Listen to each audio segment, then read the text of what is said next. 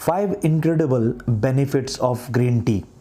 Green tea is loaded with antioxidant and nutrient, also improve brain function, fat loss and lower the risk of cancer. The incredible benefit is antioxidant in green tea may reduce the risk of cancer.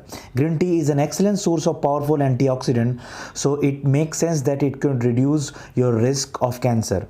A study found that women who drank the most green tea had 20 to 30% lower risk of developing breast cancer, which is the most common cancer in women. Men drinks green tea had 48% lower risk of developing prostate cancer, which is the most common cancer in men too. One study shows that those drinking green tea were up to 42% less likely to develop colorectal cancer. Never mix a milk in your green tea because some studies suggest it reduces the antioxidant effects of green tea.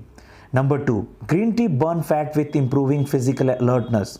Any fat burning supplement contain green tea. Why? A study shows that green tea may selectively increase the burning of fat by 17%, improve physical performance by mobilizing fatty acid as an energy using by the body. So many studies shows that green tea decrease the body fat, especially belly fat.